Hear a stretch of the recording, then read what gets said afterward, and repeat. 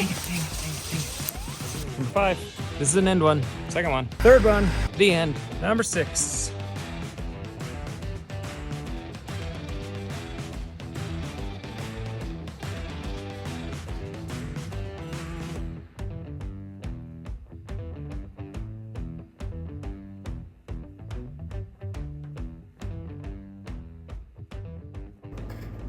Okay, time to tell. It works.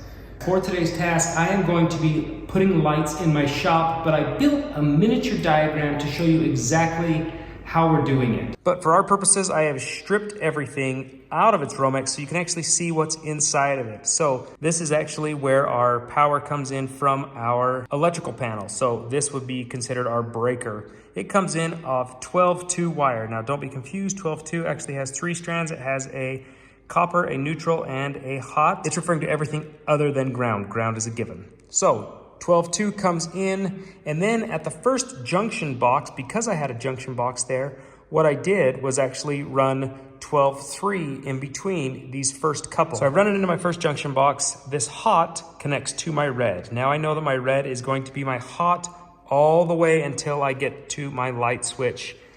And then I can keep the black as typical.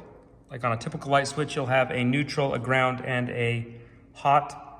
So that's what I wanted to keep it as. So that's why I ran 12-3. So everything you're seeing next to one of these lights is technically in a junction box up on my ceiling. So when we come into the first junction box, we actually run our hot, and then it transfers. I make it switch to the red, so that becomes my hot leg.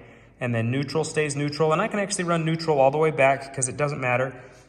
Ground can do the same thing. It can go all the way back, and then my hots start going from light to light now because this comes from my light switch. So going off from this red in this first junction box has to come all the way to the switch so that we can actually turn on it. Now we're feeding hot or power into our light switch, and it will come back on the black and feed all of our lights, like so. I'm in the last location of this circuit that we're running. This is going to be the very end of it. You can see the one up there. That is the start of our circuit, and now it's going to end up back right here. So first thing I'm doing is taking a measurement in between the purlins. The company that we got the lights from actually gave me a light schematic. They mapped it out for my shop, and I'm within like inches of what they actually laid it out to be, but I'm just kind of centering them off the purlins so that it puts it evenly throughout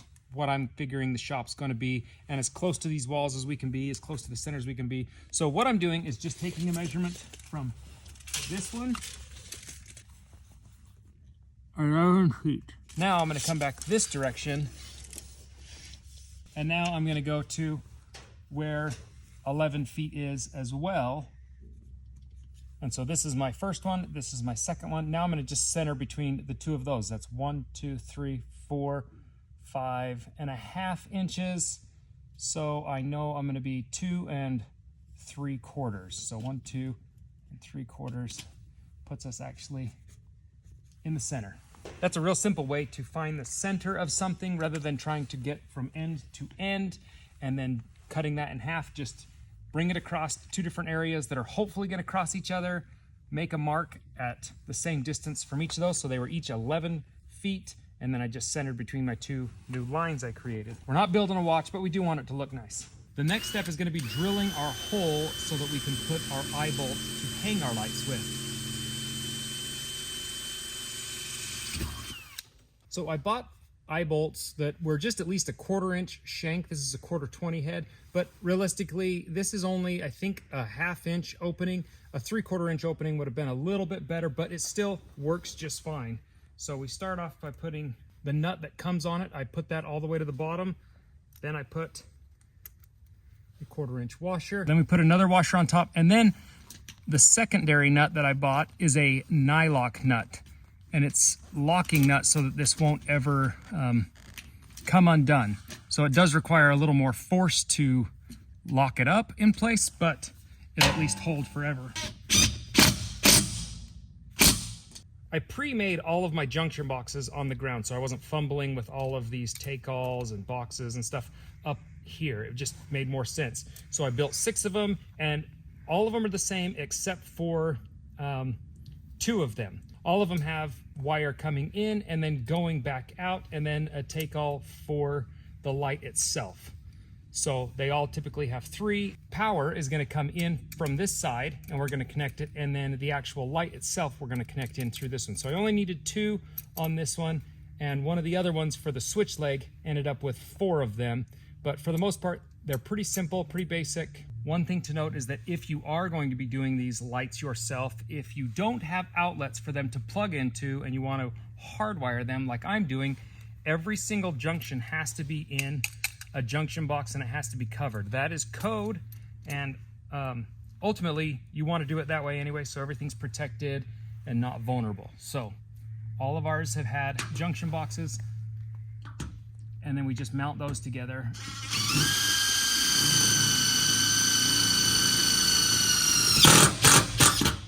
Because we are running this wire and leaving it exposed, it does need to be in some sort of a conduit, or it needs to have a shield on it. So instead of running conduit and then pulling wire, I just bought shielded wire. It is more expensive, but you'll be happy with it in the long run. It's just easier to work with, I feel like. And then it meets all of the code standards that you need. So it's protected, covered. Buy a couple rolls of it or 1 roll of it, and then just keep it and use it up. So if you've never worked with shielded wire, there are a few tricks to it. If you're kind of stripping off some of this, you just kind of bend it and then unravel it a little bit.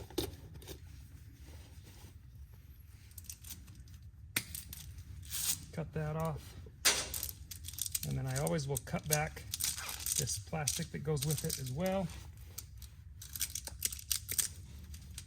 And then one of the things I like to do is try to cut that so it looks nice and sits nice.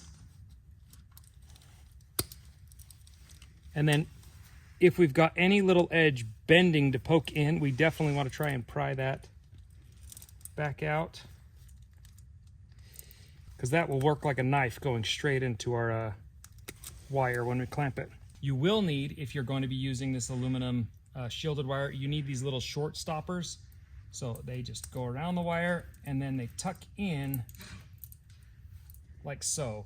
This protects the wire from this sharp edge that you just cut. This is required on all junctions. With our short stop in and our wire stripped back, we're ready to feed it into our junction box. And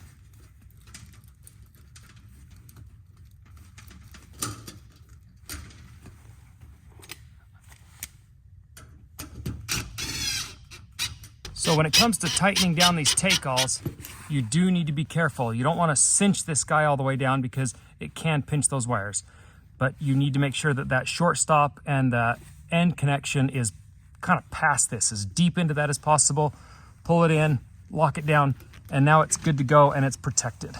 Now our wire is actually fed, and if we were going to go continually down the series, we would have to put another take-all, and I would run that one in so that I had this wire coming in, wire going out, and that's how the rest of the junction boxes look. With your light, you're going to get a hook that comes with it that allows it to kind of clamp onto maybe cable or whatever you've got. They do make some hooks that you can get to clamp right to these purlins, but I didn't want to try and order those, and they're kind of expensive. These eye bolts are really cheap, and it's a real secure way to make sure this isn't going anywhere. We're going to undo our little security bolt there that makes it so it can't ever swing out of this hook. And I like the redundancy that they have so that things stay secure. A bigger eyelet would be better for these, so make sure, maybe take one of these hooks to the store with you when you buy your eyelets so you know what size to get.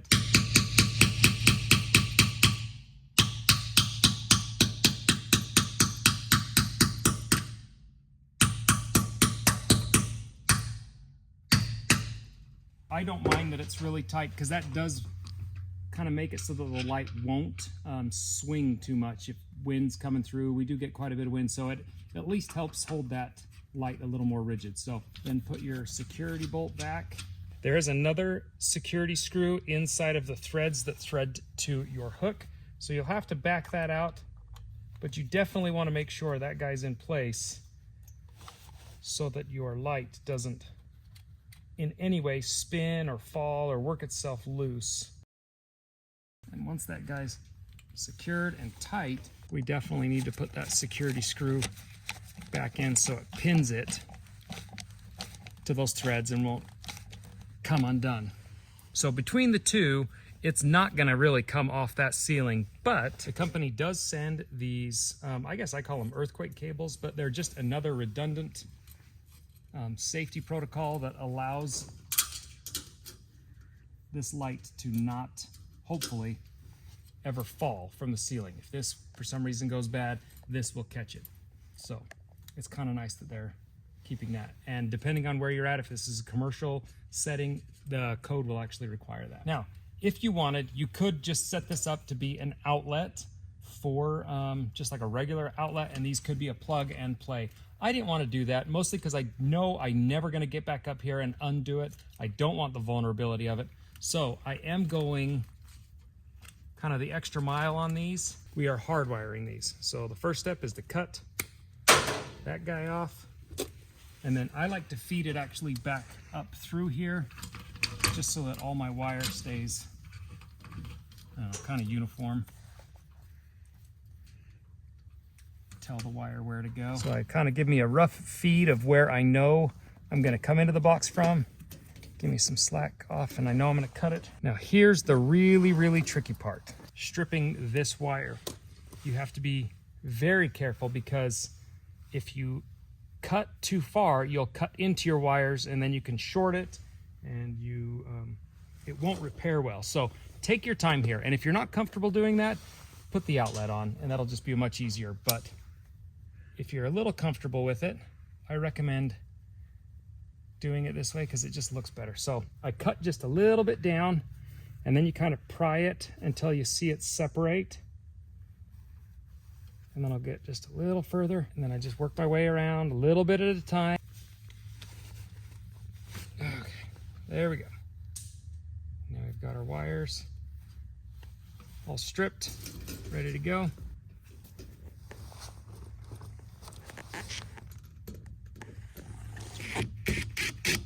We need that to be snug and secure, but again, we don't want to pinch it too tight because then you can possibly short out wires. Because this is a stranded wire, this is a solid copper wire, these are stranded wires. Because this is stranded wire, you want to twist it and bind it together on itself really well. Make sure it looks as much like a single strand as you can. You're going to do that to all three, and then we can actually start connecting them. My order of operations is always ground first. It doesn't matter, there's no right or wrong way, but it's my standard order of operations so that I verify that I'm wiring the right thing to the right side. When you're wire nutting stranded to solid, especially if you've got multiple solid wires, I like to stick the stranded piece into the wire nut all the way. And then I slide it over top of the stranded or the solid strand. And that usually guarantees that both are not only stuck in here or bonded really well, but they're also guaranteeing that it's bare metal against bare metal in there. Once again, stranded all the way into the wire nut. And then I go over the top of the solid strand.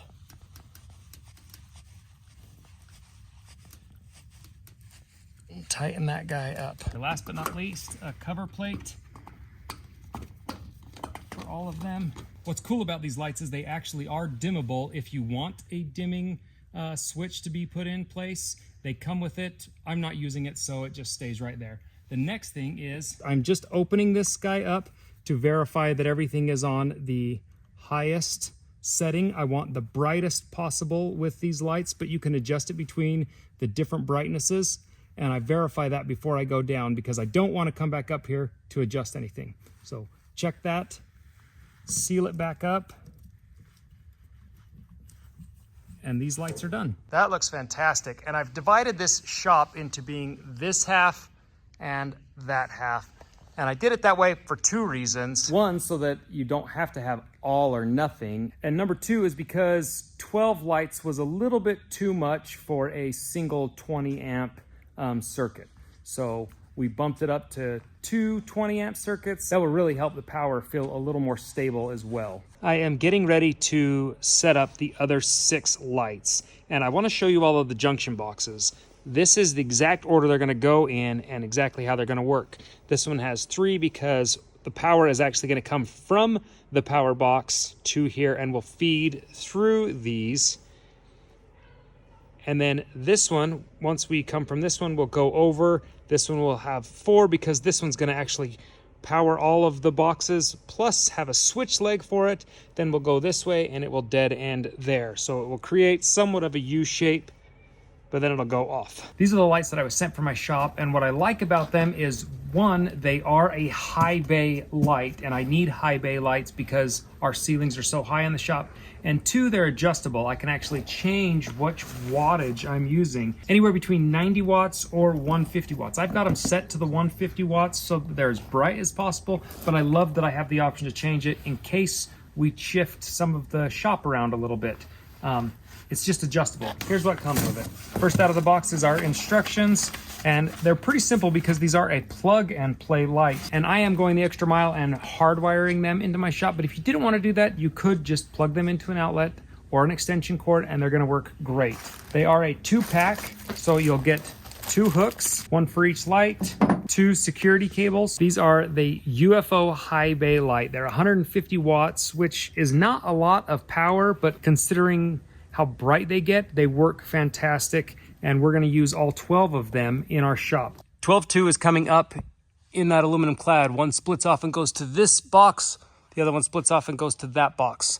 From those boxes back, it is that 12-3 wire that I talked about, and it goes all the way back until we get to this last junction box at 12-3 wire. What I tried to do is, because that wire has 2 wires in it, I can use one to go down and one to come back up into our light switches. Since we're outside on the shop, when I wanted to run these, one thing I wanted to do was I wanted to make sure, since I have a constant hot coming in, I put an outlet on these because that won't take away from the lights. So that's cool. And then anytime I'm inside a shop or a cold room or dark room, I buy these light kind of lamp lights, so when they're off, they glow, so they're easy to find in the dark. I think that's a great option. I will link these guys down below for sure. And our lights are working just fine. So our lights are lit, the shop is lit. Now we're waiting on doors, but we're moving forward with progress on the shop. We're getting a lot done in the meantime. So if you liked today's video, give it a thumbs up. If you're new to the channel, subscribe. I will link the lights that I used and all of the other parts that I used in the description down below. Until next time, I'll see you guys later.